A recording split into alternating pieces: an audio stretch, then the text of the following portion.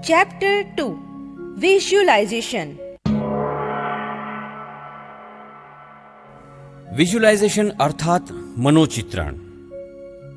हो सकता है कि विजुअलाइजेशन शब्द आपको नया लगे, किंतु विजुअलाइजेशन की जो प्रक्रिया है उससे आप अनजान नहीं है, बिल्कुल नहीं है। आप प्रतिदिन विजुअलाइजेशन करते हैं, बचपन से करते आए हैं। विजुअलाइजेशन अर्थात कल्पना, विजुअलाइजेशन अर्थात मनोचित्रण। किसी भी वस्तु या घटना का मन में चित्र तैयार करना माने विजुअलाइजेशन। विजुअलाइजेशन को कल्पना करना भी कहा जाता है। अर्थात विजुअलाइजेशन कर रहे हैं उसका मतलब यह है कि आप कल्पना कर रहे हैं। विजुअलाइजेशन के रूप में पहचाने जाने वाली कल्पना की यह प्रक्रिया अधिकांश कहां देखने को मिलती है, सोचा है कभी? अधिकतर कैसे लोग विजुअलाइजेशन करते रहते हैं, आओ देखते हैं। यहां सर्वप्रथम उन लोगों की बात करते हैं कि जिनके लिए विजुअलाइजेशन उनके काम का मुख्य आधार है। सबसे पहले बात करते हैं शिल्पकार की। कोई शिल्पकार जब उबड़ खाबड़ आड़े टेढ़े आकार वाले पत्थर पर नजर डालता है तो उसके मन में एक मूर्ति आकार लेने लगती है। साथ ही मन में जो मूर्ति बन जाती है और उसके अनुसार शिल्पकार के हाथ भी काम करने लगते हैं और अंत में यही पत्थर एक अद्भुत शिल्प के रूप में सामने आता है। शिल्पकार के मन में इस मूर्ति के हाथ, पैर, सिर सब कुछ होता है। शरीर में लालित्य होता है, उसमें लावण्य होता है, चेहरे के ऊपर मुस्कान होती है, आंखों में भाव होते हैं। शिल्पकार द्वारा अपने मन में मूर्ति रचने की इस प्रक्रिया को विजुअलाइजेशन ही कहते हैं। ऐसा दूसरा उदाहरण है चित्रकार। विजुअलाइजेशन चित्रकार के लिए एक अनिवार्य अंग है। कोई भी चित्र जिसे उसकी पेंसिल बड़े कागज पर उतारती है वह पहले उसके मन में बन जाता है। कैनवास पर रंगों से जो अभिव्यक्ति होती है वो पहले चित्रकार के मन में व्यक्त हो जाती है। मन के द्वारा चित्रों को रचने बनाने की यह प्रक्रिया ही विजुअलाइजेशन है। कोरियोग्राफर भी यही है। स्टेज पर नृत्य प्रस्तुत करने से पहले उसके कोरियोग्राफर के मन में पूरे नृत्य की सारी सीक्वेंस स्टेप बाय स्टेप तैयार हो जाती है। यह नृत्य उसके मन में पहले भी अनेक बार हो चुका होता है। नृत्य के स्टेप्स, नृत्य की गति, लय, ताल आदि छोटी से छोटी बातें भी कोरियोग्राफर के मन में गहराई से उतर चुकी होती है, जो बाद में स्टेज पर प्रदर्शन के रूप में या परफॉर्मेंस के रूप में हमारे सामने आती है। आपने ग्राफिक डिजाइनर्स को भी देखा होगा। आप अखबारों की रंगीन पूर्तियां पढ़ते होंगे। सुंदर रूप से डिजाइन की गई यह पूर्ति या अंक की सामग्री सबसे पहले उसके डिजाइनर के मन में आकार ले चुकी होती है। यह पूर्ति लिखने का तरीका, अक्षर, फोटोग्राफ्स, चित्र आदि किस रंग और किस आकार के होंगे, यह पूरा उसके डिजाइनर के मन में पहले से ही बन चुका होता है। पूर्ति की यह डिजाइन मन में तैयार करना माने विजुअलाइजेशन। और आखिर में देखते हैं फिल्म डायरेक्टर की बात। सिनेमा हॉल के बड़े पर्दे पर हम जब फिल्म को देख रहे हैं, वो फिल्म हम तो उस वक्त देख रहे हैं मगर पहले उसके डायरेक्टर ने अपने मानस पटल पर कई बार देख ली होती है। फिल्म की शूटिंग करने से पहले डायरेक्टर अपने मन में फिल्म की प्रत्येक घटना के दृश्य तैयार कर लेता है। फिल्म के कलाकार, उनका अभिनय, उनके संवाद आदि सब कुछ डायरेक्टर के मन में पहले ही से आकार ले चुके होते हैं। मन में यह मनोचित्रण करना अर्थात विजुअलाइजेशन करना। सृजन पहले की सृजनात्मक कल्पना अर्थात विजुअलाइजेशन। विजुअलाइजेशन केवल कलाकारों का ही काम है ऐसा नहीं है। आप बहुत ही सृजनात्मक ढंग से खुद भी विजुअलाइजेशन कर सकते हैं, किंतु आपके मन में यह प्रश्न खड़ा नहीं हो रहा कि विजुअलाइजेशन किस लिए किया जाए। तो जवाब है दोस्तों, नई जिंदगी का सृजन करने के लिए। हमें जो कुछ भी चाहिए वो सब कुछ प्राप्त करने के लिए। जिस तरह चित्र, शिल्प, नृत्य, डिजाइन या फिल्म किसी व्यक्ति के विजुअलाइजेशन का परिणाम है, ठीक उसी तरह से अपनी जिंदगी भी हमारे द्वारा जाने अनजाने में किए गए विजुअलाइजेशन का ही परिणाम है। क्या आप जानते हैं कि विजुअलाइजेशन के पीछे कौन सा विज्ञान काम कर रहा है? चैप्टर 3 विजुअलाइजेशन का विज्ञान। विजुअलाइजेशन हमारे मन से बहुत ही नजदीक से जुड़ा हुआ है। इसीलिए विजुअलाइजेशन के विज्ञान को समझने से पहले आइए समझ लेते हैं अपने मन को। मन क्या है? अपना मन अपनी सबसे बड़ी अदृश्य शक्ति है। विज्ञान की भाषा में कहें तो ऊर्जा है। वैज्ञानिकों ने मन की काम करने की अवस्थाओं के अनुरूप मन के 2 प्रकार बताए हैं। हम जब जागते हैं उस समय जो मन काम करता है उसे जागृत मन कहते हैं, और जो मन 24 घंटे काम करता रहता है उसे कहते हैं अर्ध जागृत मन। दोनों की बात करते हैं। सबसे पहले देखते हैं जागृत मन के बारे में। हम अपने सभी बौद्धिक काम जागृत मन से करते हैं। जागृत मन हमारा निर्णायक मन है। ये पसंद और नापसंद करता रहता है, तर्क करता है, सवाल करता है, हमेशा उधेड़ बुन में ही व्यस्त रहता है। और अर्धजागृत मन हमारी सभी आदतों का मूल कारण हमारा अर्धजागृत मन है। अर्धजागृत मन को जो जानकारी या सूचना बार बार दी जाए उसे वो वास्तविक रूप में स्वीकार कर लेता है। अर्धजागृत मन स्वयं को मिलने वाली जानकारी को या सूचनाओं को स्थायी रूप से अपने अंदर संग्रहित भी कर लेता है। इसके अलावा श्वास का आना जाना, खून का संचरण, पाचन क्रिया जैसी अपने शरीर की सभी स्वयं संचालित प्रक्रियाएं हमारे अर्धजागृत मन के निर्देश में होती है। यह मन स्थान और काल के बंधन से मुक्त होता है।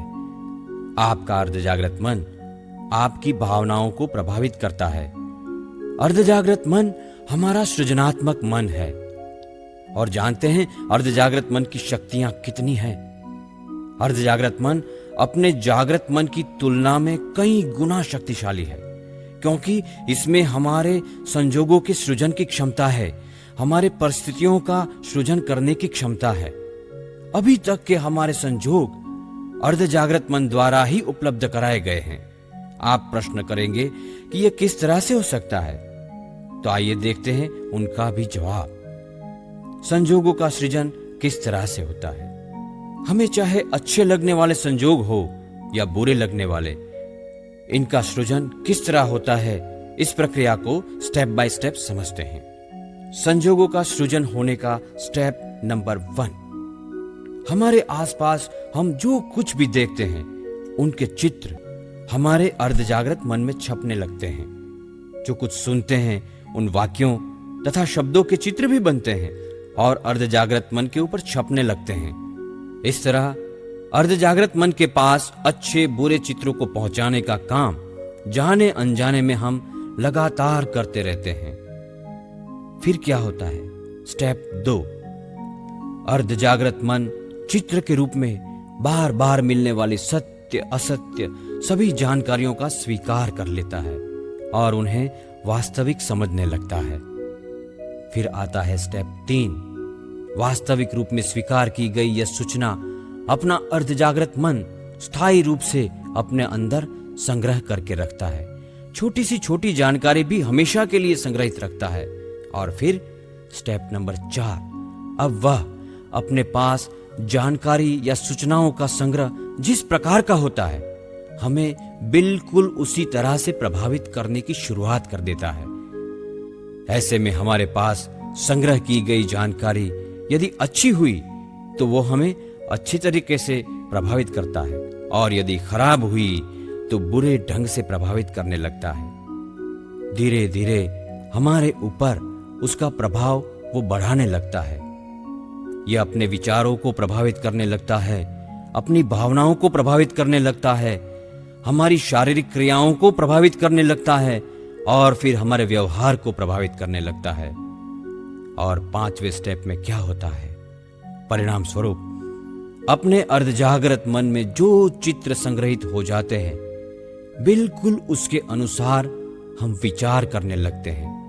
ये विचार जैसे होते हैं वैसी ही वस्तुएं, वैसी ही घटनाएं, वैसे ही लोग हमारी जिंदगी में आकर्षित होने लगते हैं। आपके अर्धजागृत मन में संग्रहित चित्रों जैसी ही भावनाएं आपके मन में भी जागृत होने लगती है। ये भावनाएं फिर जैसी होती है वैसी ही वस्तुएं, वैसी ही घटनाएं, वैसे ही लोग आपकी जिंदगी में आकर्षित होने लगते हैं। अपना शरीर भी अपने अर्धजागृत मन के द्वारा किए गए चित्र संग्रह के अनुसार काम करने लगता है। फिर हम उसी तरह से व्यवहार करना शुरू कर देते हैं कि जिस प्रकार का हमारे अर्धजागृत मन में चित्रों का संग्रह होता है, और हम जैसा व्यवहार करते हैं बिल्कुल वैसे ही परिणाम भी मिलने लगते हैं। जैसे हमारे अर्धजागृत मन के चित्र होते हैं, हम वैसा ही पसंद करने लगते हैं, हम वैसे ही निर्णय करने लगते हैं। और ये तो आप भी जानते हैं कि हम जैसे निर्णय करते हैं वैसे ही परिणाम हमें मिलते हैं। इस तरह से हमारे संजोग आकार लेते हैं। इन 5 स्टेप में संजोगों के आकार लेने, सृजित होने की प्रक्रिया को आइए अब हम देखते हैं एक उदाहरण से। मैं आपको महेंद्र जी का उदाहरण दे रहा हूं। महेंद्र जी पिछले 28 सालों से आर्थिक क्षेत्र में परेशानी का सामना कर रहे हैं। आयु 50 वर्ष के करीब होने लगी है, फिर भी ये अपना खुद का घर भी नहीं बना सके। यहां तक तो ठीक है, किंतु छोटे धंधे की कम आय के कारण परिवार का पालन पोषण भी सही ढंग से नहीं कर पा रहे हैं।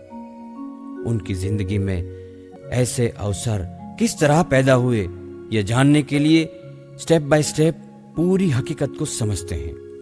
Step number 1। कई वर्षों से महेंद्र जी अपने आसपास की मंदी, गरीबी और संघर्ष को देखते आए हैं। इन संघर्षों के चित्र उनके अर्धजागृत मन पर लगातार छपते रहे हैं। इसके अलावा अन्य व्यापारी मित्र भी मंदी, बेईमानी, खोट, नुकसान और धोखाधड़ी की बातें ही करते रहते हैं उनके साथ। और इसलिए ऐसे ही चित्र महेंद्र जी के अर्धजागृत मन तक पहुंचते रहे हैं।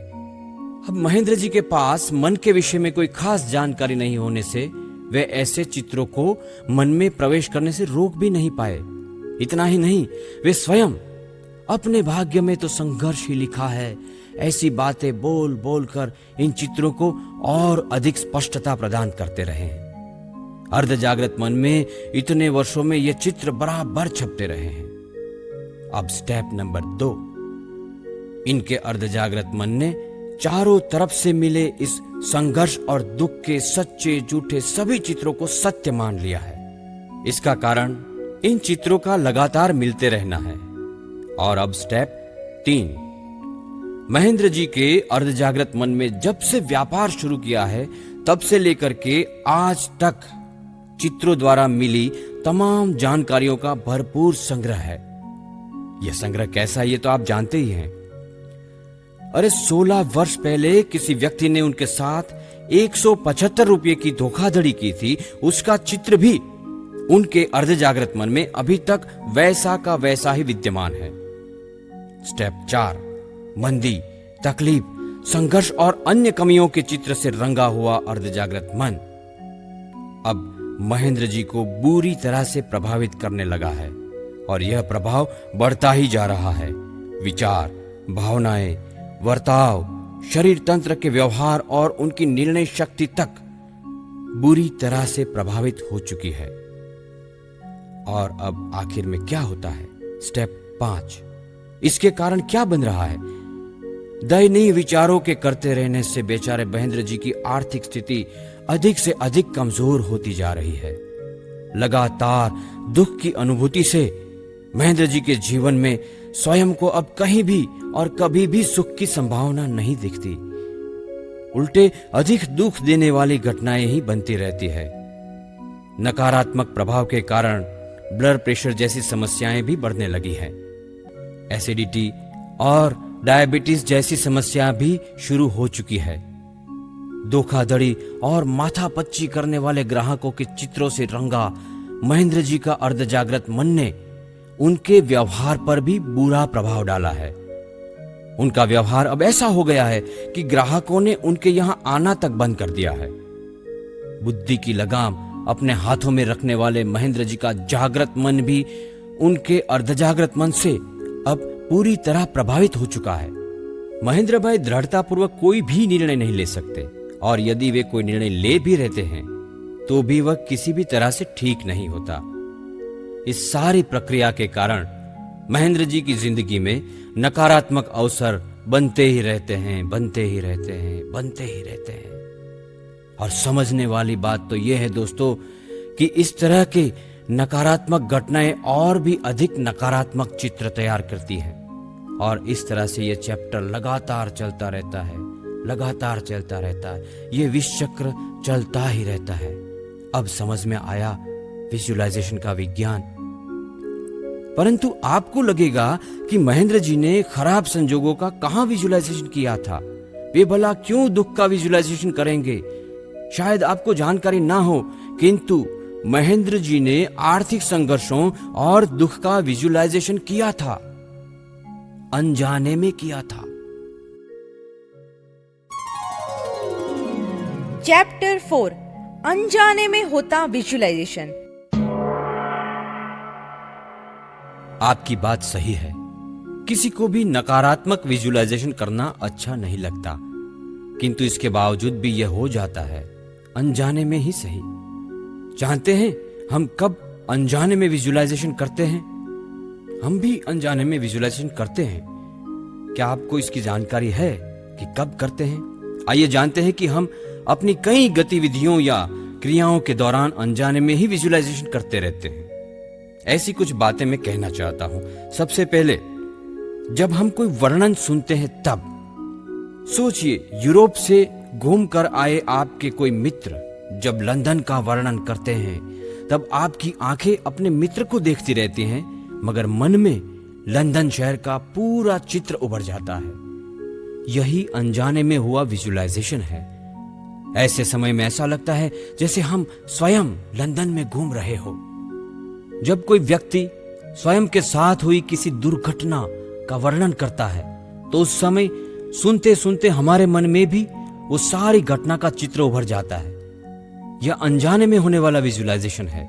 सुनने वाला व्यक्ति भी कभी कभी स्वयं को इस घटना के साथ काल्पनिक रूप से जोड़ लेता है। और दूसरी बात, हम जब कुछ याद करते हैं तब भी अनजाने में विजुअलाइजेशन करते हैं। जब हम याद करते हैं कि मुश्किल भरे समय में हमें कितना कठिन संघर्ष करना पड़ा था, तब हम अनजाने में ही संघर्ष का विजुअलाइजेशन करने लगते हैं।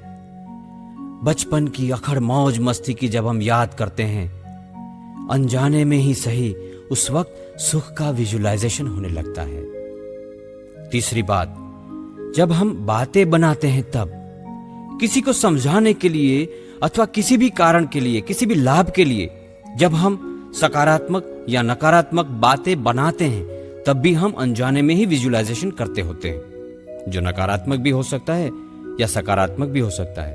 कहने का मतलब है कि जब हम झूठ भी बोलते हैं तब भी विजुअलाइज होता है, अनजाने में ही सही। फिर जब हम कोई फरियाद करते हैं तब, जब हम अपनी खुद की या सार्वजनिक समस्याओं के बारे में किसी के समक्ष फरियाद करते हैं तब हमारे मन में अनजाने में ही विजुअलाइजेशन चलता रहता है। जैसे कि अब पहले जैसा याद नहीं रहता, इस गर्मी से तो तौबा, ये ट्रैफिक का तो बहुत ही बड़ा प्रॉब्लम है यहाँ पर, ये शहर मुझे बिल्कुल अच्छा नहीं लगता। ये सब सारी समस्याओं की फरियादें हम जब करते हैं तब अनजाने में ही नकारात्मक चित्रों का विजुअलाइजेशन होने लगता है। और जब ये फरियाद करते हैं लोग तब जो विजुअलाइजेशन होता है वो ज्यादातर नकारात्मक ही होता है। और जब हम भविष्य की बात करते हैं तब भी अनजाने में विजुअलाइजेशन करते हैं। जब हम भविष्य को लेकर अच्छी या बुरी बात करते हैं तब हमारे मन में अनजाने में ही अच्छे या बुरे चित्र बनना शुरू हो जाते हैं। कुछ लोग ऐसा कहते हैं कि जो ऐसे ही चलता रहा तो एक दिन ये बिजनेस बंद करने का समय भी आ सकता है। तो कुछ लोग ऐसा कहते हैं यदि ये 2 महीने जैसे तैसे कट जाए तो बाद में मजा ही मजा है। देखिए, इस तरह से जब हम कुछ भी भविष्य की बात करते हैं तब अनजाने में विजुअलाइजेशन करते रहते हैं। इसके बाद जब हम कुछ बोलते हैं, सुनते हैं, देखते हैं या विचार भी करते हैं तब कम मात्रा में ही सही विजुअलाइजेशन तो चलता ही रहता है। प्रत्येक शब्द और विचार से एक पक्का चित्र उभरता है अधिकांश लोगों की जिंदगी उनके द्वारा अनजाने में किए गए विजुअलाइजेशन का ही परिणाम है। किंतु जब अनजाने में विजुअलाइजेशन हो सकता है तो जानते हुए क्यों नहीं हो सकता। चैप्टर 5 जागृति पूर्वक विजुअलाइजेशन। नकारात्मक चित्रों के चंगाल से छूटने का निर्णय करना आंतरिक क्रांति की तरफ उठाया गया पहला कदम है, और जो परिस्थिति चाहिए उसका विजुअलाइजेशन करने का निर्णय अपने संजोगों को बदलने की तैयारी की ओर संकेत करता है। क्या आप अपने संजोगों को बदलने के लिए तैयार हैं? जी हां, मैं आपसे पूछ रहा हूं कि क्या आप अपने संजोगों को बदलने के लिए तैयार हैं? तो मानसिक चित्रों को बदलने का काम शुरू कर दें, जागृति पूर्वक विजुअलाइजेशन शुरू कर दें। किंतु इसके पहले नीचे दर्शाई गई 5 बातों को हमेशा के लिए अपने मन में अच्छी तरह से उतार ले। पहली बात तो यह है कि मेरा अर्ध जागृत मन सर्वशक्तिमान है। दूसरा, इसको मिलने वाली तमाम चित्रों को यह स्वीकार कर लेता है। तीसरा, इन सभी चित्रों को वह सत्य मानने लगता है। चौथा, यह जिन चित्रों को सत्य मानता है वैसे ही संजोगों का निर्माण करता है। और पांचवा, मेरे अर्ध जागृत मन को चित्र भेजने का अधिकार केवल मेरे हाथ में है। देखिए दोस्तों, जागृति पूर्वक विजुअलाइजेशन करने से क्या क्या हो सकता है, मैं आपको कुछ उदाहरण देना चाहता हूं। सबसे पहले तो फायदा यह होगा कि जैसा चाहोगे वैसे ही संजोगों का निर्माण होता है। इतना ही नहीं, अपने सुख और दुख का रिमोट कंट्रोल अपने ही हाथ में रहता है। इतना ही नहीं, मैं आजाद हूं ऐसी अनुभूति होती है। और इतना ही नहीं, समस्याओं के समाधान के लिए गलत जगह पर लगने वाले समय, शक्ति और धन की बचत होती है। और इतना ही नहीं, ईश्वर द्वारा प्रदान की गई कल्पना नाम की शक्ति काम में आती है। और हाँ, विजुअलाइजेशन कोई नई बात नहीं है, ये तो युगों युगों से चली आ रही है। बीते कल की कल्पना आज की हकीकत है दोस्तों। विजुअलाइजेशन का विज्ञान नया कहां है, ये रहे उसके कुछ उदाहरण। राइट बंधुओं की कल्पना ने आकाश में उड़ने वाले विमानों को जन्म दिया। महात्मा गांधी की कल्पना ने आजादी को जन्म दिया। जॉर्ज ईस्टमैन की कल्पना ने रंगीन फिल्मों को जन्म दिया। योगी जी महाराज की कल्पना ने दिल्ली के अक्षरधाम मंदिर को जन्म दिया। ग्रेहाम बेल की कल्पना ने टेलीफोन को जन्म दिया। शाहजहां की कल्पना ने ताजमहल को जन्म दिया। बिल गेट्स की कल्पना ने माइक्रोसॉफ्ट को जन्म दिया। धीरूभाई अंबानी की कल्पना ने रिलायंस को जन्म दिया। और गत वर्ष की हमारी एक कल्पना ने इस पुस्तक को जन्म दिया। चैप्टर 6 धर्म आध्यात्म के क्षेत्र में विजुअलाइजेशन। दुनिया के अधिकांश धर्मों ने विजुअलाइजेशन का अलग अलग ढंग से वर्णन किया है। हिंदू और जैन परंपरा के शास्त्रों में भी विजुअलाइजेशन की बातों का प्रतीक के रूप में उल्लेख हुआ है। यदि आप गीता और बाइबल का अध्ययन करोगे तो भी विजुअलाइजेशन की अद्भुत शक्ति से अच्छी तरह से परिचित हो जाओगे। तो आइए देखते हैं भक्ति में विजुअलाइजेशन। बंद आंखों से हरि को देखूं, हरि का तेज अपार, ऐसे भक्ति पद से हरि के सदृश चित्र उभरते रहते हैं। भजन, कीर्तन, सत्संग आदि मन में सकारात्मक चित्र बनाते हैं। कथा या रास लीला के वर्णन प्रभु की लीला का दृश्य आंखों के सामने उपस्थित कर देते हैं। बच्चों को धार्मिक कहानियों को सुनाने का कारण बच्चे के मन में सकारात्मक चित्र तैयार करना है। सभी व्रत कथाएं उसके सुनने वाले या पढ़ने वाले सभी व्यक्ति के मन में देवी देवताओं के चित्र आंखों के सामने ला देती हैं। बार बार बनते ये चित्र व्यक्ति के अर्धजागृत मन में छप जाते हैं, जो स्वयं के मन में भी ऐसे ही परिणाम मिलेंगे इस तरह की आशा जगाते हैं। व्रत कथा के अंत में आपने शायद सुना होगा कि जो लाभ प्रभावती को मिला है वैसा ही लाभ सबको मिले। ये क्या है? ये एक मन में बनते हुए चित्रों की श्रृंखला का ही प्रमाण है। मानस पूजा भी दोस्तों विजुअलाइजेशन ही है। जो व्यक्ति मानस पूजा करते हैं वे भी अद्भुत विजुअलाइजेशन करते हैं। अपने इष्टदेव की मूर्ति को बंद आंखों से अपने मन में साकार कर इसको पंचामृत से स्नान कराने लगते हैं, जल का अभिषेक करते हैं, अबीर गुलाल चढ़ाते हैं। यह मानसिक क्रिया विजुअलाइजेशन ही है।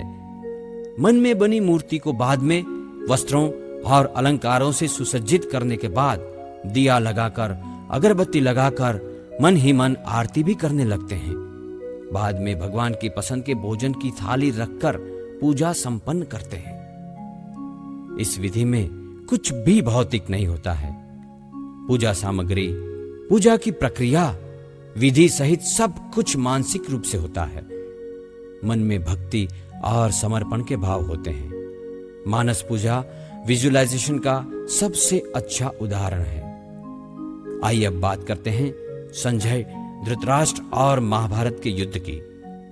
कुरुक्षेत्र के मैदान में जब कौरवों और पांडवों के बीच महाभारत का युद्ध चल रहा था, तब हस्तिनापुर के महल में बैठा संजय कुरुक्षेत्र के युद्ध को अपनी दिव्य दृष्टि से देख रहा था और धृतराष्ट्र के समक्ष युद्ध के जीवंत दृश्यों का वर्णन सुनाता जा रहा था। धृतराष्ट्र की भौतिक आंखें तो काम नहीं करती थी, किंतु मन की आंखों के समक्ष इस तरह संपूर्ण युद्ध का सजीव चित्रण उभरता जा रहा था। हम जिस विजुअलाइजेशन की बात कर रहे हैं वह इस तरह के मानसिक दृश्य तैयार करने की ही प्रक्रिया है। चैप्टर 7, बचपन में होने वाला विजुअलाइजेशन। बच्चे बहुत ही कल्पनाशील होते हैं। दिन भर अधिकांशतः वे कल्पना करते रहते हैं। कहानी सुनते वक्त जंगल, प्राणियों, परी और राजकुमार के काल्पनिक चित्र बच्चों के मन में उभरते जाते हैं। डराने वाली कोई बात करता है तो बच्चे के मन में डरावना चित्र आकार लेने लगता है। ना समझ माता पिता जब कभी जाने अनजाने में बच्चे को डराते हैं, तब उसके कोमल मन में भूत और राक्षस के चित्र छपने लगते हैं। टीवी पर कार्टून सीरियल देखने के समय बालक के मन में ये चित्र भी छपने लगते हैं और सीरियल पूरी होने के बाद भी कायम रहते हैं। बहुत लंबे समय तक ये फैंटेसी उनके मन से निकलती नहीं है। इन कार्टूनों की आवाज निकाल निकाल कर बच्चे खेलते भी रहते हैं और बच्चों को घर घर खेलते देखना एक बहुत ही अद्भुत अनुभव है। कोई पापा बन जाता है तो कोई दीदी, कभी कोई डॉक्टर तो कोई दुकानदार बन जाता है। दूसरे बच्चे उसकी दुकान से चीजें खरीदने के लिए आते हैं। इस तरह घर घर खेलते समय बच्चों के मन में अनजाने में ही सही अपने भविष्य का विजुअलाइजेशन होता रहता है। जब यह घर घर खेलते हैं तब घर व अन्य वस्तुएं प्रतीकात्मक होने के बावजूद भी वे कितना अद्भुत अभिनय करते हैं। बगैर बर्तन के भोजन तैयार हो जाता है और बगैर भोजन के खाना भी खा लेते हैं। कुछ वस्तुएं नहीं होने पर भी बच्चे इतनी सच्ची लगन से खेलते हैं कि ऐसा लगता है जैसे वास्तव में घर बसा लिया हो। कुछ बच्चे दोनों हाथ आगे रखकर दादाजी की लकड़ी को दोनों हाथों से पकड़े हुए पूरे घर में दौड़ भाग करते रहते हैं। यदि उनसे पूछा जाए तो कहते हैं कि बाइक चला रहा हूं। प्लास्टिक के डिब्बे का गोल ढक्कन हाथों में पकड़कर बच्चा बड़ी शान से कुर्सी पर बैठा होता है। जब उसे पूछा जाता है कि क्या कर रहे हो बेटा, तो तुरंत हंसकर जवाब देता है, कार चला रहा हूं। पास ही में गियर का डंडा भी रखा होता है। इन खेलों में बच्चों को पूरा आनंद मिलता है, जैसे वो वास्तव में कार चला रहा हो। उसी तरह से ब्रेक भी मारता है, हॉर्न बजाता है, दरवाजा बंद करता है और कांच भी चढ़ाता है, साइड भी देता है। बड़े लोग वास्तविक कार चलाने में जितना आनंद नहीं ले पाते दोस्तों, उतना आनंद ये बच्चे काल्पनिक कार चलाने में प्राप्त कर लेते हैं। बस यही तो विजुअलाइजेशन है। मन में बनने वाले इन चित्रों को यदि पोषण मिले तो भविष्य में यह वास्तविकता में बदल जाते हैं। मैं आपको एक छोटा सा एग्जाम्पल देना चाहता हूं। अमरेली जिले के 3 बार सांसद रहे और वर्तमान के मंत्री श्री दिलीप भाई संघानी बचपन में मित्रों के साथ चलकर स्कूल जाते थे। रास्ते में एक जगह एक भव्य मकान का निर्माण कार्य चल रहा था। छोटा सा दिलीप रोज अपने दोस्तों को यह मकान दिखाकर कहता था, देखो ये मकान मेरे लिए बन रहा है। उनके मित्र दिलीप की ऐसी बचकानी बातों पर हंसते थे, किंतु ये मकान अपना है ऐसा चित्र दिलीप के मन में हिलोरे लेने लगता था। बाद में ये बात समय के साथ साथ स्मृति से ओझल होती गई और सालों के साल गुजर गए। बड़े होने पर दिलीप भाई संघाणी का कामकाजी दौर शुरू हुआ। इस कारकिर्दी के दौरान एक समय ऐसा भी आया जब Amreli district cooperative bank limited के चेयरमैन के रूप में दिलीप भाई संघाणी की नियुक्ति हुई। यह पद धारण करने की उनकी कोई भी इच्छा नहीं थी, किंतु पदाधिकारियों और सदस्यों के आग्रह के चलते उन्हें चेयरमैन का पद स्वीकार करना पड़ा।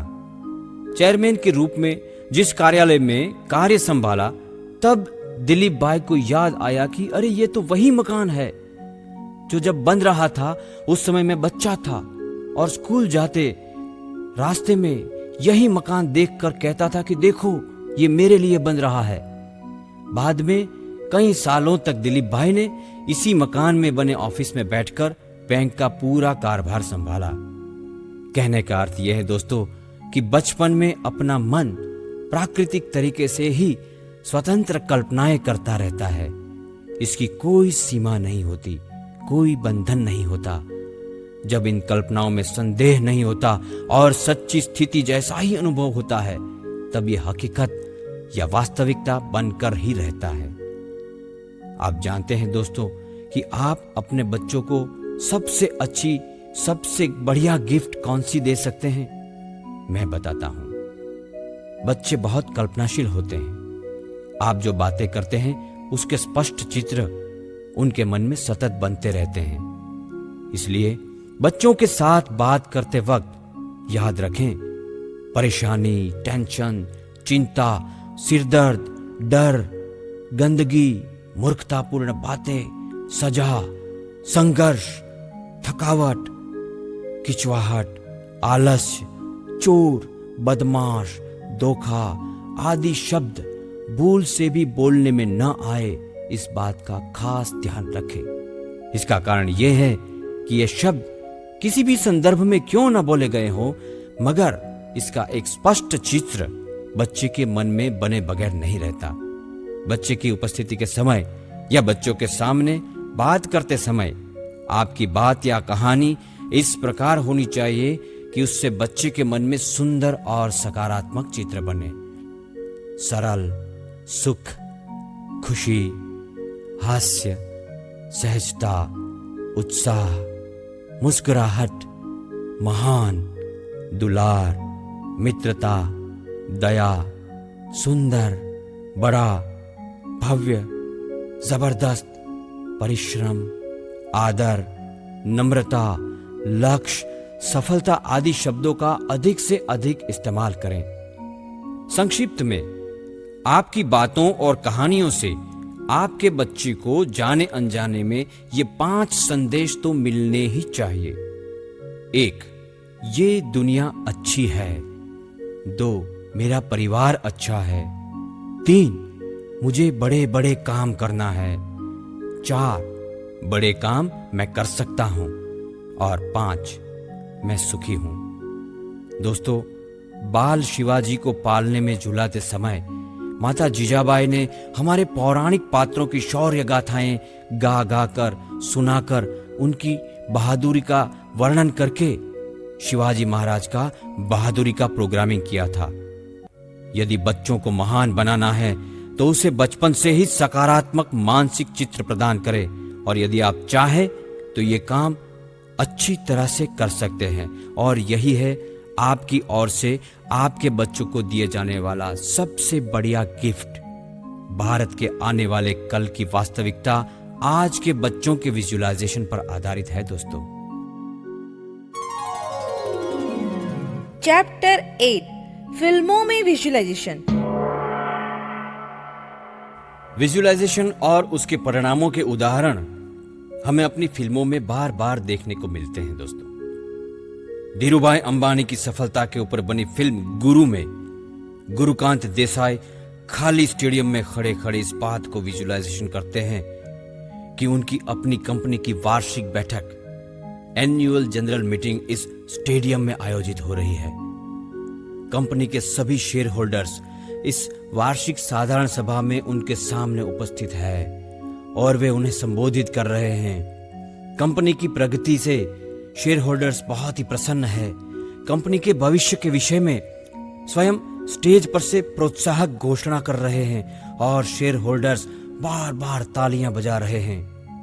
भावुक होकर गुरुकांत देसाई ऐसा विजुअलाइजेशन करते हैं और वास्तव में ऐसा ही होता भी है। एक समय ऐसा भी आता है तब सच्चे अर्थों में कंपनी के शेयर होल्डर्स की संख्या इतनी अधिक बढ़ जाती है कि कंपनी की वार्षिक साधारण सभा स्टेडियम में आयोजित करना पड़ी। रिलायंस का यह जीवंत उदाहरण है जिसे फिल्म में बहुत ही अच्छी ढंग से बताया गया है। इस पर से यह ध्यान आता है कि धीरूभाई अंबानी भी अपने उज्जवल भविष्य के लिए विजुअलाइजेशन करते रहते थे। दिल तो पागल है में शाहरुख खान राहुल के पात्र का अभिनय करते हैं। एक बार मित्रों के बीच बैठे राहुल अचानक कहता है कि अगले महीने हम एक नया प्ले करेंगे और उसका नाम होगा माया। मित्रों को आश्चर्य लगता है कि ये माया नाम कहां से आया, माया कौन है? तब राहुल ने कहा कि अभी वो सिर्फ मेरे एहसास में है, ख्यालों में है। माया नाम की युवती का एक काल्पनिक चित्र वे मन में तैयार करने लगते हैं और मित्रों से कहते हैं कि माया ऐसी दिखती होगी, ऐसे गाती होगी, ऐसे नाचती होगी। माया नाम के पात्र को वह अपने मन के पर्दे पर उतार लेता है। एकाग्रता पूर्वक मन में माया का चित्र तैयार करता है और बाद में ऐसा ही होता है। वास्तव में काल्पनिक चित्र जैसी ही माया उसके जीवन में प्रवेश करती है। आपने यदि इकबाल फिल्म देखी है तो जानकारी होगी कि इसमें भी विजुअलाइजेशन का कितना बेहतरीन उदाहरण बताया गया है। फिल्म में इकबाल नाम का एक विद्यार्थी है जो उसकी क्रिकेट में बहुत ही रुचि रखता है। छोटे से गांव में रहने वाला ये इकबाल दिन भर क्रिकेट की प्रैक्टिस करते रहता है। इसके पिता को यह बात बिल्कुल पसंद नहीं है। इकबाल को भारतीय क्रिकेट टीम में टेस्ट मैच खेलना होता है। वह बार बार इस बात का विजुअलाइजेशन करता है कि वो भारतीय टीम का यूनिफॉर्म पहना है, हाथ में क्रिकेट का बॉल लिए भारतीय टीम के साथ क्रिकेट मैदान में उतर रहा है। देखने वाले तालियों की गड़गड़ाहट से उसे प्रोत्साहित कर रहे हैं। उसे दर्शकों का शोर भी सुनाई दे रहा है। वो बहुत ही भावुक होकर विजुअलाइजेशन करता है और एक दिन भारतीय टीम में उसका चयन हो जाता है। ऐसी ही अनेक फिल्मों में विजुअलाइजेशन के उदाहरण देखने को मिलते हैं। मित्रों, हम ये जानते हैं कि फिल्में तो काल्पनिक कहानियां होती हैं, परंतु याद रखें कि यह कहानियां भी कहीं ना कहीं घटने वाली वास्तविक घटनाओं पर आधारित ही होती है। हकीकत की दुनिया में विजुअलाइजेशन के परिणाम बहुत मात्रा में मिलते हैं, इसीलिए तो इन्हें किसी न किसी ढंग से फिल्मों में समाविष्ट करने में आता है। हमें इससे प्रेरणा लेकर वैज्ञानिक तरीके से विजुअलाइजेशन करना सीखना है और इसका दैनिक जीवन में उपयोग कर जिंदगी को अधिक सफल, सुखी और सार्थक बनाना है। यह पुस्तक इसीलिए लिखी गई है कि आप विजुअलाइजेशन को वैज्ञानिक ढंग से सीखें। चैप्टर 9, आपकी नई सुबह का सूरज। जब से आपने इस पुस्तक को सुनना शुरू किया है तब से लेकर अब तक विजुअलाइजेशन के विषय में आपने जो कुछ भी जानकारी हासिल की है दोस्तों, वो सिर्फ आपके ज्ञान में वृद्धि करने के लिए या जानकर खुश होने के लिए नहीं है। विजुअलाइजेशन नाम की यह टेक्निक ऐसी है जो आपके जीवन में मनचाहा बदलाव ला सकती है। इस टेक्निक का आज और अभी से रोज उपयोग करने की शुरुआत कर दें। आप में भी अद्भुत शक्तियां छुपी हुई है। इन शक्तियों के उपयोग से आप बहुत अच्छी तरह से उच्च गुणवत्ता वाली जिंदगी जी सकते हैं। हर क्षेत्र में बहुत ही प्रगति कर सकते हैं। इन शक्तियों की पहचान और उपयोग के द्वारा हम अधिक से अधिक विकास कर सकते हैं। ऐसा कहा जाता है दोस्तों कि पृथ्वी पर सबसे शक्तिशाली प्राणी मनुष्य है और मनुष्य के भीतर सबसे शक्तिशाली उसका मन है और मन में भी सबसे शक्तिशाली उसका अर्धजागृत मन है। अर्धजागृत मन की शक्तियों के विषय में अज्ञानता के वश ज्यादातर लोग इसका खास उपयोग नहीं कर सकते हैं और मन की यह अमूल्य शक्ति बिना उपयोग के बेकार पड़ी रहती है। इतना ही नहीं, इन अगाध शक्तियों का भंडार होने के बाद भी उस पर ध्यान नहीं दिए जाने के कारण दुख भरी या बिल्कुल सामान्य सी जिंदगी जीते रहते हैं। हमारी पुस्तक मन और जीवन में समझाया गया है कि हमारा अर्धजागृत मन एक अत्यधिक उपजाऊ भूमि जैसा है और ये भूमि जो भी बीज मिलता है उसे उगाती है। बीज आम का हो या बबुल का, ये देखने का काम उस धरती का नहीं है, वो तो केवल उगाना जानती है। सोमवार से लेकर शनिवार तक सिर्फ बबूल की बुआई करना और रविवार को भगवान के मंदिर में आम की मांग करना कोई समझदारी की बात नहीं है दोस्तों। अपने सर्वोच्च विकास के लिए आवश्यक सभी साधन और सामग्री हमारे अंदर ही रख दी गई है। कई लोग इन शक्तियों को पहचान लेते हैं और कुछ आजीवन भी नहीं पहचान सकते। जो लोग इन शक्तियों को पहचान लेते हैं वे गरीब परिवार में गुजर बसर करने के बाद भी खूब उन्नति करते हैं और जो इन शक्तियों को पहचान नहीं पाते हैं वे अमीर परिवार में पलने के बावजूद भी जिंदगी में कोई खास काम नहीं कर पाते हैं। अपनी प्रगति का आधार अपने आसपास क्या है उस बात पर नहीं है, किंतु हमारे अंदर क्या है इस बात पर है। कहते हैं कि अपने अंदर परमात्मा का अंश होता है जो अभिव्यक्त होना चाहता है। अंतर मन में रहने वाला यह दिव्य तत्व संपूर्ण रूप से व्यक्त होने की इच्छा रखता है। अपने अज्ञान के कारण उसकी अभिव्यक्ति रुक जाए यह किसी भी प्रकार से ठीक नहीं है दोस्तों। अन्य लोगों की आगे बढ़ने में रुचि हो या ना हो, किंतु आपकी बात अलग है। अन्य लोग जब रोज की झंझटों में उलझे हैं तब आप इस वक्त इस पुस्तक को सुन रहे हैं, जो इस बात को दर्शाता है कि आप अपनी आंतरिक शक्तियों को लेकर जागृत है और अपनी जिंदगी में सकारात्मक बदलाव लाना चाहते हैं और उसके लिए तैयार भी है। अतीत चाहे जिस तरह से गुजरा हो, परंतु आपके लिए सबसे महत्वपूर्ण है आपकी आज। आज के पेट में ही भविष्य का गर्भ आकार लेता है। जब आप कोई विजुअलाइजेशन करते हैं तब भविष्य के गर्भ की आज में स्थापना कर रहे होते हैं और बाद में उसका भविष्य आकार लेकर ही रहता है। अब तक विजुअलाइजेशन की जो जानकारी आपको दी गई है उसमें आपको इसका महत्व समझ में आ गया होगा। संजोगों या परिस्थितियों के सृजन का सामर्थ्यधारी आपका अर्धजागृत मन आपके आदेश की इच्छा रखता है। वो चाहता है कि आप उसे आदेश दें। यह आपके लिए श्रेष्ठतम जिंदगी का सृजन कर सकता है, किंतु आवश्यकता इसे स्पष्ट आदेश देने की है और उसे आदर्श देने की भाषा है विजुअलाइजेशन। विजुअलाइजेशन अर्थात आपको जैसे संजोग चाहिए वैसे ही संजोग चल रहे हो ऐसी कल्पना।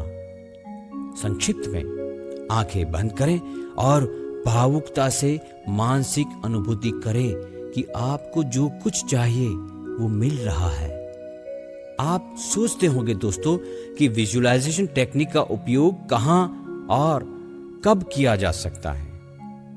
विजुअलाइजेशन की टेक्निक का उपयोग करने के लिए आपके पास दो विकल्प है।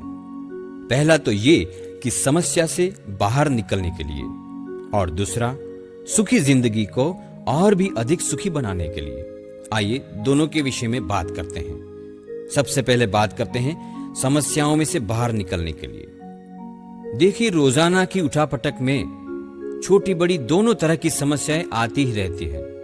इनमें से बाहर निकलने के लिए आप विजुअलाइजेशन का उपयोग कर सकते हैं। ये समस्याएं किस प्रकार की हो सकती है ये जान लेते हैं, जिससे आपको प्रत्येक का विस्तृत रूप से ध्यान आए। मैं आपके सामने कुछ उदाहरण रखता हूं। ब्लड प्रेशर बढ़ता घटता रहता है, नॉर्मल नहीं होता। मेरे पति मुझे बात बात में डांटने लगते हैं। मैं अपने ग्राहक को अच्छी तरह से कन्विंस नहीं कर सकता, समझा नहीं सकता। मुझे अच्छे मार्क्स नहीं मिलते। बहुत पढ़ाई करता हूं मगर फिर भी मार्क्स नहीं मिलते। उधारी के रुपए वापस नहीं आ रहे।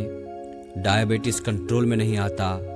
मेरी पत्नी को मैंने बहुत समझाया मगर वो समझने के लिए तैयार ही नहीं है। कंपटीशन के कारण बहुत ही काम करना पड़ रहा है। मैंने तैयार किए हुए सारे उत्तर परीक्षा के समय भूल जाता हूं। काम के हिसाब से जितने पैसे मुझे मिलने चाहिए उतने नहीं मिल रहे। बेचैनी, गैस, एसिडिटी की तकलीफें रहती हैं। मेरे घर में किसी को भी मेरी कदर नहीं है। मेरे स्टाफ के लोगों का सहकार नहीं मिल रहा। मुझे गणित बहुत ही कठिन लगता है। परीक्षा में क्या होगा? पैसों की हमेशा तंगी रहती है, क्या करें? देखे, बच्चों को समझा समझा कर थक गए, कब सुधरेंगे? मुझे जैसी नौकरी चाहिए कब मिलेगी, कुछ पता नहीं। रात को देर तक नींद नहीं आती और सुबह जल्दी उठा जाता नहीं है। मैंने बहुत प्रयत्न किए मगर कुछ आदतें ऐसी है जो छूटती नहीं। जैसा जीवन साथी मुझे चाहिए वैसा मिलता नहीं। मैं अपनी खुद की कार खरीद सकूं इतनी इनकम नहीं है। मुझे काम में रुचि नहीं रहती। काम आधा रह जाता है, बाद में स्ट्रेस बढ़ता है। चाहे जितने भी प्रयत्न कर ले मेरा वजन कम ही नहीं हो रहा। मुझे खुद का मकान खरीदने के लिए पैसों की बहुत ही जरूरत है। कितने भी प्रयत्न करने के बावजूद भी व्यवस्था नहीं हो रही है। यह सब आम समस्याएं हैं। इसके अलावा भी दैनिक जीवन में जो समस्या आपके ध्यान में आती है उसके निराकरण के लिए विजुअलाइजेशन किया जा सकता है। समस्या चाहे कितनी भी विकराल क्यों न हो, चिंता करने की आवश्यकता नहीं है। विजुअलाइजेशन इन समस्याओं से बाहर आने में आपकी सहायता करेगा। और जैसा कि मैंने कहा था, दूसरा उपयोग यह है विजुअलाइजेशन का कि सुखी जिंदगी को और अधिक सुखी बनाने के लिए। आप अगर सभी तरह से सुखी हैं फिर भी विजुअलाइजेशन ऐसी टेक्निक है जो आपके लिए उपयोगी साबित हो सकती है। आप चाहे कितने भी सुखी हो किंतु आपको इससे भी अधिक सुख मिल सकता है, अधिक शांति मिल सकती है। कई लोगों को सुखी बनाने में आप भी निमित्त बन सकते हैं। दोस्तों, आप में अधिक सुखी बनने की सभी संभावनाएं मौजूद है। विजुअलाइजेशन इन संभावनाओं को उजागर कर बाहर लाकर अपना लक्ष्य प्राप्त करने में आपके लिए बहुत ही उपयोगी रहेगी। किस तरह से? एक तो आरामदायक जीवन जीने के लिए, दूसरा अपने व्यवसाय में दिन दुगनी रात चौगुनी उन्नति के लिए, जीवन भर स्वस्थ, चुस्त दुरुस्त और फुर्तीला रहने के लिए, आदर, सम्मान और प्रतिष्ठा पाने के लिए, और हां, जीवन का जो परम लक्ष्य है वो आध्यात्मिक उन्नति प्राप्त करने के लिए। रात चाहे कितनी भी अंधेरी क्यों ना हो, आज की सुबह का सूरज आपके लिए एक सुनहरा अवसर लेकर निकला है। आपकी जिंदगी को नई दिशा देने के साथ ही साथ यह एक साधन भी उपलब्ध कराता है और वो साधन विजुअलाइजेशन है। इस साधन का उपयोग आपको चैप्टर 10 हमारे अनुभव। दोस्तों, पहले मैं आपसे बात करूंगा डॉक्टर जितेंद्र अढ़िया के कुछ अनुभवों की। जब वे 10वीं कक्षा में पढ़ते थे उस समय राजकोट की गैसफोर्ड टॉकीज में उन्होंने हिमालय की गोद में फिल्म देखी थी। इस फिल्म में मनोज कुमार डॉक्टर की भूमिका निभाते हैं और कश्मीर के एक छोटे से गांव में दवाखाना खोलते हैं। उनकी सुखी जिंदगी उस फिल्म में भी दिखाई गई है। इस फिल्म में डॉक्टर की प्रेमिका और बाद में पत्नी की भूमिका माला सिन्हा ने निभाई थी, जो उस समय की डॉक्टर जितेंद्र अढ़िया की पसंदीदा हीरोइन थी। इस फिल्म में मनोज कुमार की जिंदगी की इतनी अच्छी तरह से प्रस्तुति हुई थी कि डॉक्टर अढ़िया भी उससे प्रभावित हो गए थे। इसी मुग्धावस्था में अनजाने में ही वो विजुलाइज करने लगे कि वो भी इसी तरह की एक जिंदगी जी रहे हैं, वो भी डॉक्टर है और उस तरह से अपनी जिंदगी जी रहे हैं। इसी कारण उसके मन में डॉक्टर बनने की एक जबरदस्त इच्छा पैदा हुई। अंदर से एक प्रेरणा का झरना शुरू हो गया। पढ़ाई में ध्यान बढ़ गया, बहुत परिश्रम किया, मेडिकल कॉलेज में प्रवेश लिया। मेडिकल कॉलेज में पढ़ाई के दौरान भी उसकी जिंदगी बिल्कुल वैसी ही थी कि जिस तरह की मनोज कुमार की दिखाई गई थी हिमालय की गोद में फिल्म में। MBBS करने के बाद उनके समक्ष स्थिति ही ऐसी बनी कि उन्होंने राजकोट के पास फारदंग नाम के एक छोटे से गांव में खुद का क्लिनिक शुरू किया। छोटे से इस फारदंग गांव में उनको इतना मान सम्मान मिला कि शायद हिमालय की गोद में फिल्म में मनोज कुमार को भी नहीं मिला होगा। फिल्म में मनोज कुमार जिस गांव में प्रैक्टिस करते हैं वैसा ही गांव था ये। आसपास सुंदर पहाड़ियां और बीच में फारदंग गांव। और ठीक उसी दौरान उनकी शादी भी हुई थी। और आश्चर्य की बात तो यह है कि उनकी पत्नी भी उस वक्त माला सिन्हा जैसी ही दिखती थी। उनका एक दूसरा उदाहरण मैं आपको देना चाहता हूं, वो है उसकी ड्रीम कार मर्सिडीज का। 1967 में हाई स्कूल की छुट्टियों में पहली बार वे मुंबई घूमने गए और कांदिवली में अपनी मौसी के घर ठहरे। दूसरे ही दिन उन्होंने चौपाटी जाने की जिद कर ली। उनकी मौसी के लड़के को आश्चर्य तो हुआ, पर वह उसे घुमाने के लिए ले गया। चौपाटी के प्रति उनके आकर्षण के 3 कारण थे। पहला तो ये कि उन्होंने कभी भी समुद्र देखा नहीं था। किशोरावस्था में होने के कारण फिल्मों के प्रति और फिल्मी कलाकारों के प्रति उनका एक बहुत ही बड़ा रुझान था।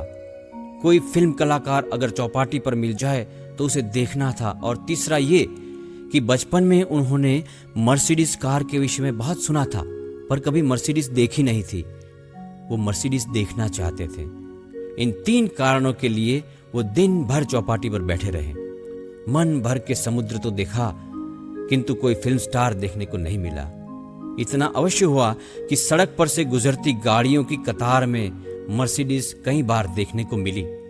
और जैसे ही उनको मर्सिडीज देखने को मिलती थी, वे बहुत ही उत्साहित हो जाते थे और उछलने लगते थे। अनजाने में ही मंत्रमुग्ध होकर उनको ऐसा लगने लगता था कि जैसे मैं मर्सिडीज कार चला रहा हूं, मैं ही उस कार का मालिक हूं। उस समय वे मन ही मन मर्सिडीज चलाने लगे थे।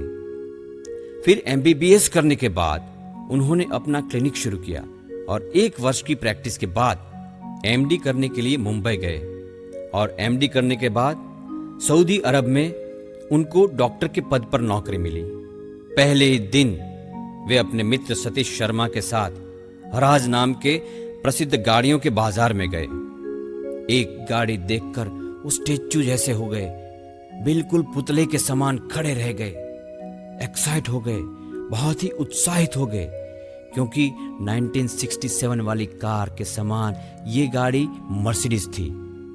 गाड़ी खरीदने के लिए सतीश ने आग्रह किया। वैसे तो अभी उतनी इनकम भी नहीं हो रही थी, इसलिए सतीश ने उधार दिए और उस दिन उन्होंने अपनी जिंदगी की सबसे पहली गाड़ी और वो भी मर्सिडीज कार खरीदी, जिसको उन्होंने 6 वर्ष तक 1 लाख किलोमीटर चलाई। दोस्तों, उस समय उनको विजुअलाइजेशन के विषय में जानकारी नहीं थी। उस समय अनजाने में किया गया विजुअलाइजेशन यदि इस तरह के परिणाम दे सकता है, तो व्यवस्थित रूप से विजुअलाइजेशन सीखकर कितने अधिक परिणाम प्राप्त किए जा सकते हैं। और अब मैं मेरे कुछ अनुभव की बात कर रहा हूं। 3 साल पहले मेरे चेहरे पर अचानक मसे होने की शुरुआत हो गई। कील से थोड़े बड़े आकार की इन फुस्सियों की परेशानी 1 सप्ताह में इतनी बढ़ गई कि शेविंग करने में भी परेशानी होने लगी। कोई भी क्रीम या दवा काम नहीं आई। मेरे एक डॉक्टर मित्र ने सलाह दी कि इनका लिक्विड नाइट्रोजन की बूंदों से इलाज कराओ। मैं यह इलाज कराने की तैयारी में ही था कि इस बीच एक रोचक घटना बन गई। फोटोग्राफी करने वाले मेरे एक मित्र विनोद के गोहिल स्टूडियो में मैं एक दिन बैठा था और वो अपने कंप्यूटर में किसी लड़की के फोटो का फोटोशॉप नाम के सॉफ्टवेयर में एडिटिंग कर रहा था। इस लड़की के चेहरे पर भारी मात्रा में कील थी और चेहरा सांवले रंग का था। ये फोटो एक मैरिज ब्यूरो में पहुंचानी थी, इसलिए वो इस फोटोग्राफ को एडिटिंग करके सुंदर बना रहा था। कुछ ही देर में इस लड़की के चेहरे पर से कीलें गायब हो गई, नई स्किन आ गई, चेहरे की चमड़ी को उसने कंप्यूटर की सहायता से बिल्कुल गोरा कर लिया और चेहरे की चमक भी बढ़ा दी। मुझे इस एडिटिंग में जबरदस्त इंटरेस्ट लगा। मैं देखता रहा और साथ ही साथ मन में एक विचार भी पैदा हुआ, मन में एक हलचल पैदा हुई। उसी दिन से मैंने विजुलाइज करना शुरू किया कि मैं एक कंप्यूटर के अंदर हूं और विनोद मेरे चेहरे का एडिटिंग कर रहा है और एक के बाद एक मसा दूर होते जा रहा है। इस तरह धीरे धीरे सारे मसे दूर हो गए और चेहरा बिल्कुल साफ हो गया। मैं आईने में देख रहा हूं, चेहरा पहले जैसा ही साफ दिखाई देता है। बस दिन में 3-4 बार ऐसा मैं करने लगा। 4-5 दिन तक कुछ असर नहीं हुआ, किंतु उसके बाद एक ही सप्ताह में सारे मसे गायब हो गए। देखिए दोस्तों, विजुअलाइजेशन अपने शरीर पर कितना स्पीड से प्रभाव कर सकता है। एक दूसरा उदाहरण मैं आपको देना चाहता हूं। 10 वर्ष पहले जब मैं डॉक्टर जितेंद्र अढ़िया के क्रिएटिव कंसल्टेंट के रूप में काम कर रहा था, तब की बात है। उस समय में उनके हर सेमिनार में वहां पर मौजूद रहता था और किस तरह से इस सेमिनार को अधिक अच्छा और प्रभावी बना सकते हैं उसके नोट्स तैयार कर रहा था। कंसल्टेंट के रूप में अपने कार्य के एक भाग के रूप में मैं ये काम कर रहा था। मैं हमेशा ऐसी जगह पर बैठता था कि जहां से डॉक्टर अढ़िया को बोलते हुए और हॉल में बैठे हुए श्रोताओं को दोनों को देख सकूं। मैं डॉक्टर जितेंद्र अढ़िया को स्टेज परफॉर्म करते हुए और श्रोताओं की ओर से उनको मिलने वाले प्रतिसाद को, इन दोनों को लगातार देखता रहता था। इस दौरान खुली आंखों से मन ही मन ये विजुलाइज करता रहता था कि समझो मैं ही ये पूरा कार्यक्रम प्रस्तुत कर रहा हूं, लोग सुन रहे हैं और वे अपनी जिंदगी में बदलाव लाने वाली इन बातों को सुनकर बहुत ही खुश हो रहे हैं। रेफरेंस के लिए श्रोता तो सामने ही थे। वैसे मैं बहुत कम बोलता हूं, तो फिर ये सेमिनार किस तरह से ले लूंगा? लोगों के सामने बोलने का आत्मविश्वास नहीं है तो ट्रेनिंग किस तरह से दूंगा? ऐसे किसी भी प्रकार के प्रश्न का, किसी भी प्रकार के शक का मेरे मन में कोई स्थान नहीं था। इसका कारण यह है कि विजुअलाइजेशन नाम की इस टेक्निक पर मेरा गहरा विश्वास था। समय बीतता गया और मैं विजुअलाइजेशन करता रहा।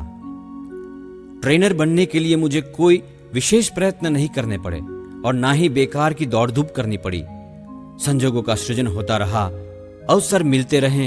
इन अवसरों पर मैं काम करता गया और आज गुजरात और पूरे देश में कई शहरों में सफलतापूर्वक मैं अपने सेमिनार और वर्कशॉप चला रहा हूं। ऐसे तो मैंने अनगिनत विजुअलाइजेशन किए हैं और इनके परिणाम भी प्राप्त किए हैं दोस्तों। विजुअलाइजेशन अब तो मेरी दैनिक गतिविधि का एक हिस्सा बन चुका है और अनुभव के आधार पर यह पूर्ण विश्वास के साथ कह सकता हूं कि यदि हम श्रद्धापूर्वक किसी घटना का एक बार मन में सृजन करना शुरू कर देते हैं तो यह घटना बाहर की दुनिया में भी आकार लेने लगती है। संक्षिप्त में आंखें बंद करें और चित्रात्मक ढंग से इस बात का एहसास करें कि आपको जो चाहिए वो मिल रहा है, मिलता जा रहा है।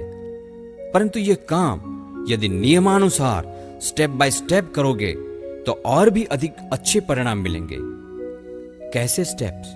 कितने स्टेप्स? चैप्टर 11 विजुअलाइजेशन का 5 स्टेप फॉर्मूला। दोस्तों, ये तो आप भी जानते हैं कि कोई भी काम यदि हम पद्धति के अनुसार सिस्टमैटिक स्टेप बाय स्टेप करें तो हम उसे अच्छी ढंग से कर सकते हैं। आप बहुत अच्छी तरह से विजुअलाइजेशन कर सके, इसलिए यहां पर मैं 5 स्टेप का एक फॉर्मूला बता रहा हूं। यदि इन स्टेप्स को ध्यान में रखकर सिस्टमैटिकली विजुअलाइजेशन करोगे तो आपका काम आसान हो जाएगा। तो आइए देखते हैं विजुअलाइजेशन का 5 स्टेप फॉर्मूला। स्टेप 1, सबसे पहले तो निश्चित कर लें कि आपको क्या चाहिए। यदि आपके मन में यह स्पष्ट है कि आपको क्या चाहिए तो ही आप अच्छी तरह से विजुअलाइजेशन कर सकते हैं। इसके लिए सर्वप्रथम ये तय कर लें कि आपको किस संबंध में, किस विषय में विजुअलाइजेशन करने की इच्छा है, अर्थात आपको आखिरकार क्या चाहिए। उदाहरण के तौर पर नया कार्यालय, परिवार के साथ या दोस्त के साथ अच्छे रिश्ते, अच्छा स्वास्थ्य, आध्यात्मिक विकास, ज्यादा इनकम या और कुछ भी। ये आपका पहला स्टेप है। और अब देखते हैं स्टेप नंबर 2। स्टेप नंबर 2 ये है कि जो चाहिए उसकी एक घटना तैयार करें। आपको जो कुछ चाहिए वो आपको मिल चुका है, ये प्रमाणित करती हुई एक घटना मन में तैयार कर लें। जैसे कि एक नया सुंदर घर चाहिए तो नए घर की वास्तु पूजा अथवा गृह प्रवेश का प्रसंग। अगर आपको अपनी नई ड्रीम कार चाहिए तो उसके शोरूम से आप एक नई कार खरीद रहे हो, ऐसी घटना। अच्छा स्वास्थ्य चाहिए तो आपका पूरा हेल्थ चेकअप का रिपोर्ट आप डॉक्टर को दिखा रहे हैं, ऐसी कोई घटना। ये सब रिपोर्ट नॉर्मल आ रहा है, डॉक्टर खुश हो रहे हैं, आपको बधाई दे रहे हैं, ऐसी कोई घटना। इस तरह से आपको जो कुछ भी चाहिए वो मिल चुका है, ऐसा प्रमाणित करती हुई एक घटना तैयार कर ले। इस तरह से जो चाहिए वो मिल चुका है, इस बात को प्रमाणित करती हुई एक घटना का मन में जब विचार शुरू करेंगे तो बहुत ही अच्छी तरह से और विस्तार से आप उसका विजुअलाइजेशन कर सकेंगे। और अब स्टेप 3, जो घटना आपने तैयार की है उसके पूरे दृश्य की एक स्क्रिप्ट लिखें। जो घटना आप सोच रहे हैं उसके दृश्य को आकार दें और उसकी संपूर्ण स्क्रिप्ट लिखें। इसमें जितनी हो सके उतनी जानकारी सामने लाएं। जानकारी जितनी सूक्ष्म होगी उतने ही अधिक अच्छे ढंग से विजुअलाइजेशन हो सकेगा। कहने का मतलब है कि आप जो स्क्रिप्ट लिख रहे हैं उसके अंदर जितनी हो सके डिटेल्स डालें। जब आप स्क्रिप्ट लिखें तो इन बातों का विशेष ध्यान रखें। 1, घटना मात्र देखने के लिए नहीं है। स्क्रिप्ट जो है वो उस ढंग से लिखी होनी चाहिए कि इसके अंदर आप स्वयं हिस्सा ले रहे हो, स्वयं इन्वॉल्व हो, स्वयं भाग ले रहे हो। 2, घटना के स्थिर चित्र देखने की अपेक्षा चलते फिरते देखना है। यानी स्क्रिप्ट इस ढंग से लिखें कि उसके प्रत्येक दृश्य में मूवमेंट हो, यानी कि हलन चलन हो। 3, आपको घटना को पूरा वर्तमान काल में ही देखना है। मुझे भविष्य में एक शानदार ऑफिस मिलेगा, उसके बदले में वर्तमान में ही मैं ऐसे ऑफिस का उपयोग कर रहा हूं, ऐसे वर्तमान काल में ही पूरा स्क्रिप्ट लिखें। 4, स्क्रिप्ट इस ढंग से लिखें कि इसमें रंगों और आकारों का समावेश हो। अपनी स्क्रिप्ट में अनेक वस्तुओं को उभारें ताकि अनेक रंगों और आकारों की पहचान बन सके। रंगों और आकारों के समावेश करने से दृश्य को अधिक ध्यानपूर्वक विजुअलाइजेशन करना आसान हो जाता है। 5, जिस घटना को आप विजुअलाइजेशन करना चाहते हैं वह घटना किस स्थान पर बन रही है उसका इस स्क्रिप्ट में विशेष उल्लेख होना चाहिए। जैसे कि घर में, ऑफिस में, मुंबई में या आपके अपने शहर में। 6, आपकी स्क्रिप्ट में समय का भी उल्लेख होना चाहिए। जैसे कि आपको जो चीज चाहिए वो आपने प्राप्त कर ली है और उसका आनंद ले रहे हो।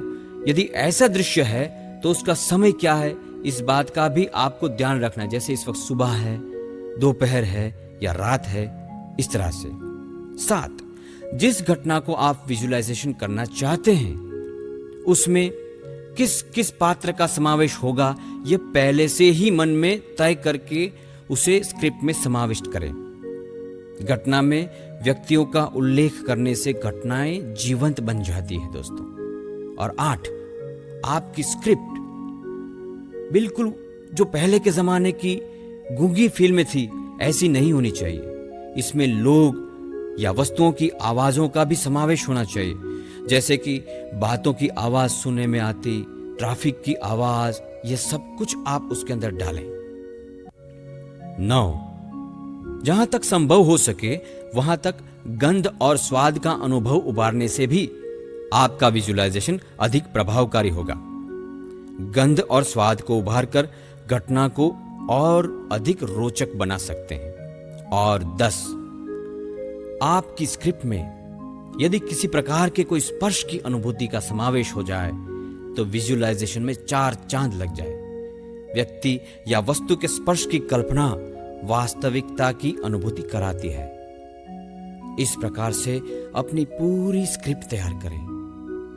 इन सभी बातों को चलिए फिर से याद कर लेते हैं। सबसे पहले आप जिस घटना को विजुलाइज करना चाहते हो उसकी स्क्रिप्ट में अपनी भूमिका, हलन चलन, वर्तमान काल, रंग और आकार, स्थान, समय, अन्य पात्र, आवाज, गंध और स्वाद तथा स्पर्श की अनुभूति का समावेश होना चाहिए।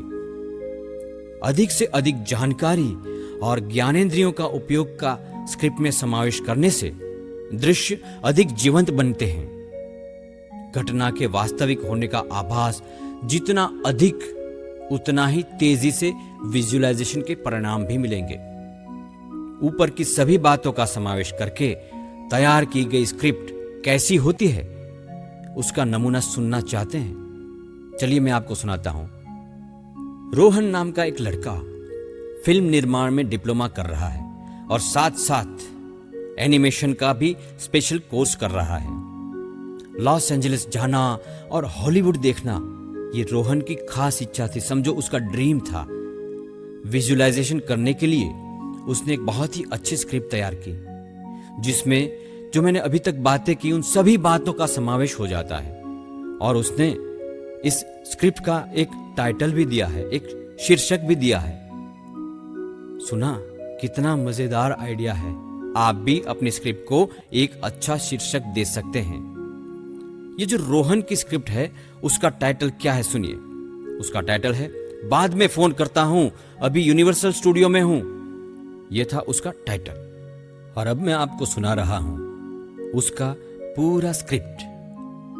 देखिए, सुनते सुनते आपके सामने भी ऐसे ही दृश्य उभरने लगेंगे। क्या लिखा है सुनिए। क्रिस की मोटेल पर से निकलकर हम हॉलीवुड की ओर जा रहे हैं। कितने किलोमीटर की ये ड्राइविंग थी इसकी जानकारी नहीं है, पर सुबह के 11:30 बजे का समय है। 1.5 घंटे की यात्रा तो हो गई। वैसे मोटेल पर से निकलने में ही देरी हो गई थी। ये शिल्पा जो है वो वक्त पर जाग जाए तब ना। तब शिल्पा कहती है, अरे आपके कारण देरी हुई। फिर ये कहता है, क्या कहा? मेरे कारण देरी हुई? आपके पहले तैयार होके बैठा हूं मैम साहब, और पूछो क्रिस से। शिल्पा बोली, बातें करने के लिए बैठ गए होंगे। फिर मैंने उसको कहा कि अरे सुबह से ये गाड़ी साफ कर रहा था, पूछो क्रिस से। और है ना, अब ये बातें बंद करो। बाहर देखो, बेवरली हिल्स का पूरा एरिया शुरू हो चुका है। हम इस वक्त बेवरली हिल्स के क्षेत्र में हैं। यह हॉलीवुड के कलाकारों का निवास क्षेत्र है। बड़े बड़े सेलिब्रिटी स्टार्स यहां रहते हैं। दोनों तरफ हरियाली ही हरियाली है, हरियाली और घने पेड़, और बीच बीच में कलाकारों के घर भी दिखाई देते हैं। बड़े प्लॉट में भव्य इमारतें जैसी वैभवशाली इमारतें हैं यहाँ। क्रिस बताता है कि यह मैक एंड्रू का बंगला है। हमने गाड़ी की गति और भी कम कर दी। जब जब किसी स्टार के घर के पास गाड़ी धीमी होती है तो पुलिस अथवा सिक्योरिटी वाले हमें गाड़ी पार्क नहीं करने देने के लिए दौड़ आते हैं। कोई भी फिल्म कलाकार तो देखने को नहीं मिला, किंतु शिल्पा ने इन सभी कलाकारों के घरों के फोटो अवश्य खींच लिए। हॉलीवुड का ये बड़ा साइन बोर्ड देखो कितना सुंदर लग रहा है, जिसे वर्षों से फोटो में देख रहा था आज हमारे सामने दिख रहा है। अरे वाह, मेरा सपना साकार हो रहा है। थोड़ी थोड़ी बारिश शुरू हो चुकी है, वातावरण अच्छा है। आदत के अनुसार मैंने प्लास्टिक का डिब्बा खोला। बरूच की खारी सिंग खाने में बहुत ही मजा आ रहा है। वाह बेटा रोहन, हॉलीवुड में भी मूंगफली का आनंद, क्या बात है। चले, आखिरकार यूनिवर्सल स्टूडियो के पार्किंग प्लॉट में हम आ ही गए। गाड़ी में से उतरते ही किसी की आवाज आती है, ओए क्रिस, ये क्या बात है? की गल है, 6 महीने के बाद दिखाई दे रहा है क्या? भारत गया था क्या? यह कहता हुआ क्रिस का मित्र बॉबी सिंह दौड़ता हुआ आया और उससे मिला। बॉबी सिंह यहाँ यूनिवर्सल स्टूडियो में ही काम करता है। बॉबी हमें एक के बाद एक सारे विभाग दिखा रहा है। बहुत बोलता है किंतु अच्छा आदमी है। इसके परफ्यूम की सुगंध जो आ रही है लाजवाब है। मैंने उससे पूछा भी कि कौन सी ब्रांड का है ये परफ्यूम, किंतु बाद में मैं भी भूल चुका हूं। अद्भुत जगह है ये।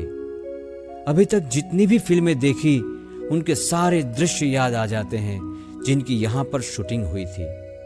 और आज मैं इसी जगह पर खड़ा हूं और देखो स्पेशल इफेक्ट और एनिमेशन टेक्निक के साधन को तो देख। अद्वितीय, अद्भुत, वंडरफुल। अब शाम होने वाली है। स्टूडियो में एक जगह सेट तैयार किया हुआ है। ऐसा लगता है जैसे सामने समंदर हो। हाथ लगाकर तो देखे चलिए। अरे ये तो दीवार है। हाथ न लगाते तो समुद्र के समान ही लगता था। वाह वाह वाह, क्या बात है। दोस्तों, विजुअलाइजेशन करने के लिए एक आदर्श स्क्रिप्ट में जो कुछ होना चाहिए वे सारी बातें रोहन की स्क्रिप्ट में आपने देखी होगी। यहां अन्य दो बातें भी महत्वपूर्ण है। यदि आपको ऐसा लगता है कि मुझे स्क्रिप्ट लिखना अच्छा नहीं लगता है तो भी स्क्रिप्ट अवश्य लिखें। इसका कारण यह है कि आप अपनी सीधी सादी भाषा और सरल शब्दों का ही इसमें उपयोग करेंगे। कठिन शब्द और अलंकारिक भाषा का उपयोग करने की आवश्यकता है ही नहीं। और दूसरा, यदि आपको ऐसा लगता है कि स्क्रिप्ट लिखने में अधिक समय लगता है, बहुत देर लगती है, अगर ऐसा भी लगता है तो भी स्क्रिप्ट लिखें। कारण यह है दोस्तों कि यह बहुत महत्वपूर्ण स्टेप है जो आगे के काम को आसान कर देता है। चाहे जितना समय लगे फिर भी स्क्रिप्ट तो लिखे ही। यदि स्क्रिप्ट लिखेंगे तो कम समय में अच्छा विजुअलाइजेशन कर पाएंगे। यदि आप स्क्रिप्ट लिखकर विजुअलाइजेशन करने लगे तो बाद में आपको इसके और अधिक लाभों का भी ध्यान आएगा। आपका तीसरा स्टेप यहां पूरा होता है। अब देखते हैं कि चौथे स्टेप में आपको क्या करना है। स्टेप 4। स्टेप 4 आपको सिखाता है अपनी स्क्रिप्ट को सिंबलाइज करना। स्क्रिप्ट लिखने के बाद अब आपकी स्क्रिप्ट को सिंबलाइज करने की आवश्यकता है, अर्थात इसके प्रतीक तैयार करना है ताकि अपनी स्क्रिप्ट आपको बार बार याद आए। इसके लिए क्या करना है? एक बहुत ही आकर्षक सुंदर विजुअल बोर्ड बनाएं। विजुअल बोर्ड के लिए सर्वप्रथम अपनी स्क्रिप्ट के अनुरूप कुछ चित्र इकट्ठा करें। जैसे आपने हाल ही में रोहन की स्क्रिप्ट पढ़ी है।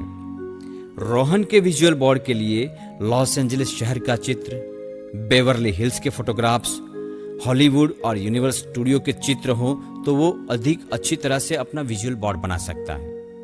आपको अपनी स्क्रिप्ट के अनुसार चित्र इकट्ठे करना है। ये चित्र या फोटोग्राफ्स जो वस्तुएं आपको चाहिए उनके होंगे। जैसे कि आपको सपनों की कार चाहिए, अपना एक ड्रीम हाउस चाहिए, आपको जैसी चाहिए वैसी ऑफिस, यूरोप, अमेरिका अथवा तो अन्य स्थान जहां पर आपकी घूमने फिरने की इच्छा है तो उन सभी स्थानों के फोटोग्राफ, ये सब कुछ चाहिए। ये चित्र आपको समाचार पत्रिकाओं, ब्रोशर, किताबों या तो फिर इंटरनेट से भी मिल सकते हैं। अब एक बहुत ही बड़े से आकार के कार्ड शीट ले और उसके अंदर उसके ऊपर ये सारे फोटोग्राफ्स या चित्रों को चिपका दे। बस आपका विजुअल बोर्ड हो गया तैयार। कार्ड शीट के स्थान पर आप सॉफ्टबोर्ड का भी इस्तेमाल कर सकते हैं। आप विजुअल बोर्ड की फ्रेमिंग भी कर सकते हैं और उसको बहुत ही अच्छी तरह से सजा भी सकते हैं। आपका यह विजुअल बोर्ड आपकी स्क्रिप्ट अर्थात आपकी इच्छाओं की एक प्रतीकात्मक प्रस्तुति है। हमारे विजुअलाइजेशन वर्कशॉप में हम सभी पार्टिसिपेंट्स को ऐसे बहुत सारे रंगीन विजुअल बोर्ड्स देते हैं। विजुअल बोर्ड को अपने रूम की दीवार पर ऐसे स्थान पर लगाएं जहां दिन में 2-4 बार उसको आप देख सके। आपकी कम से कम नजर तो उसके ऊपर पड़े ही। इससे क्या होगा कि जब जब बोर्ड पर आपकी नजर पड़ेगी आपको अपनी स्क्रिप्ट याद आ जाएगी। हमने पहले देखा कि जब आप कुछ याद करते हैं तब उसका चित्र मन में बनने लगता है, और अब तो आप भी ये बहुत ही अच्छी तरह से जानते हैं कि जो मन में आकार लेता है वही जीवन में भी आकार लेता है। या जो मन में घटित होता है वही जीवन में भी घटित होता है। तो फिर देर किस बात की, आज ही बना दीजिए अपना एक बहुत ही सुंदर विजुअल बोर्ड। और आखिर में स्टेप 5, विजुलाइज करें। आपने जो स्क्रिप्ट लिखी वो बन गई आपकी माइंड मूवी, और विजुअल बोर्ड बनाया यानी आपकी इस माइंड मूवी का पोस्टर भी तैयार हो गया। ये पोस्टर आपको प्रतिदिन आपकी माइंड मूवी की याद दिलाएगा। आप स्वास्थ्य, रिश्ते, व्यापार, नौकरी, अभ्यास, इनकम आदि अनेक क्षेत्र में कई सारी माइंड मूवी बना सकते हैं। अलग अलग स्क्रिप्ट अर्थात अलग अलग माइंड मूवी।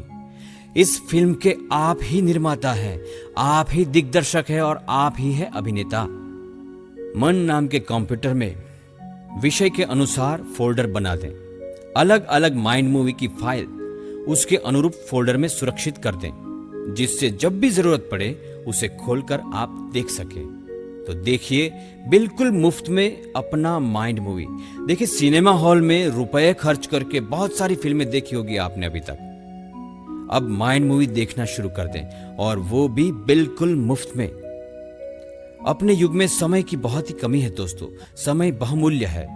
जब भी आपको थोड़ा सा भी समय मिले तब आप एक काम तुरंत शुरू कर दे, विजुलाइज करने लगे। ये जो अपनी माइंड मूवी है उसका मन में चित्र चलाना शुरू कर दे। यदि फ्री समय मिले न मिले फिर भी आप दिन भर में कम से कम 2 बार तो अपनी इस माइंड मूवी को अवश्य देखें, क्योंकि समय का यही श्रेष्ठ और सृजनात्मक उपयोग है। किस तरह से देखेंगे माइंड मूवी? मन की फिल्म इस ढंग से देखें कि आपकी स्क्रिप्ट में लिखी हुई प्रत्येक घटना जैसे अभी आपके साथ हो रही है, आपके सामने बन रही है, आप भी उसके अंदर शामिल है। आपको जो कुछ भी प्राप्त हो रहा है अथवा प्राप्त हो चुका है, इस सारी चीजों का आप आनंद ले रहे हैं। उसे लक्ष्य प्राप्ति की एक भावना के साथ देखें। आपकी स्क्रिप्ट जिस तरह की है वैसी भावना मन में पैदा करके देखें, जैसे खुशी की भावना, आत्मविश्वास की भावना, शांति की भावना। आप जितने भावुक होकर माइंड मूवी देखेंगे उतना अच्छा परिणाम मिलेगा। इससे बहुत ही फास्ट रिजल्ट मिलेगा, अवश्य मिलेगा। जैसे कृष्ण के साथ रास करने की कल्पना जो गोपियां करती थी, कितनी हृदयपूर्वक, कितनी हृदय की गहराई से करती थी, बस उसी तरह उन्हीं भावनाओं के साथ आपको भी अपना माइंड मूवी देखना है, विजुलाइज करना है। किंतु हाँ, माइंड मूवी देखने के यानी विजुलाइज करने के लिए बैठने से पहले 2 काम अवश्य करें। पहला तो ये कि ऐसे 2-3 किस्से याद कर लें कि जिसमें किसी न किसी को विजुलाइजेशन टेक्निक का उपयोग करने के बाद इच्छित परिणाम मिला हो। क्यों? क्योंकि आपके मन में फिर से एक बार यह विश्वास पैदा होगा कि हाँ, ये टेक्निक काम करती है। और हो सकता है कि आप थोड़ी अगर निराशाजनक स्थिति में भी हो तो भी शीघ्र ही आशाजनक स्थिति में आ जाएं। और दूसरा, अपनी माइंड मूवी की स्क्रिप्ट को पहले 2-3 बार पढ़ लें, ताकि विजुलाइजेशन शुरू करने के बाद बीच में आपको यह सोचना ना पड़े कि अब मुझे क्या विजुलाइज करना है। तो ये 2 बातों का खास ध्यान में रखें। और एक और बात, ये जमाना जो है वो बहुत ही एडवांस हो चुका है दोस्तों। कंप्यूटर की सहायता से आप अपनी स्क्रिप्ट को स्वयं की आवाज में रिकॉर्ड भी कर सकते हैं। ये रिकॉर्डिंग एक छोटे से MP3 प्लेयर में भी हो सकती है। इससे जब विजुलाइज करना हो तब आप इसका हेडफोन अपने कानों में लगाकर बिल्कुल वही स्क्रिप्ट सुनते सुनते विजुलाइज कर सकते हैं। जेब में रखा ये MP3 प्लेयर बहुत कम कीमत में आसानी से मिल जाता है। विजुलाइजेशन शुरू करने से पहले की सारी तैयारियां अब पूर्ण हो चुकी है। अब आप विजुलाइजेशन करने के लिए बिल्कुल तैयार ही होंगे। लेकिन ठहरिए, एक महत्व की बात और भी है। विजुलाइजेशन 2 अवस्थाओं में किया जा सकता है। एक तो जागृत अवस्था में और दूसरा अर्ध जागृत अवस्था में। आप किस अवस्था में विजुलाइजेशन करेंगे? चैप्टर 12, जागृत अवस्था में विजुलाइजेशन। जब हम पूर्ण रूप से जागते हैं तो वो हमारी जागृत अवस्था कहलाती है। इस अवस्था में हमारा जागृत मन पूर्ण रूप से जागता रहता है। इस जागृत मन की विशेषता यह है कि यह सही गलत सोचता रहता है, तर्क करता रहता है, प्रश्न उठाता रहता है, शंकाएं करता रहता है, गिनती करता रहता है, पृथक्करण आदि सब कुछ करता रहता है। जिसने भी अपने जागृत मन को अपने वश में कर लिया है, अर्थात जिसका जागृत मन उस व्यक्ति की इच्छा के अनुसार ही काम करते रहता है, ऐसे लोग अगर जागृत अवस्था में भी विजुअलाइजेशन करके अच्छे परिणाम प्राप्त कर सकते हैं। जिन लोगों ने जागृत मन पर अपना वश कर लिया है, ये लोग कैसे होते हैं? आइए उदाहरण देखते हैं।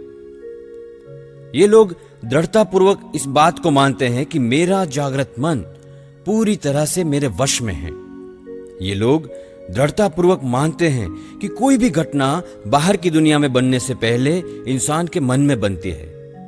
ये लोग दृढ़तापूर्वक ये भी मानते हैं कि विजुअलाइजेशन के दौरान जो कुछ भी मैं देख रहा हूं यही वास्तविकता है।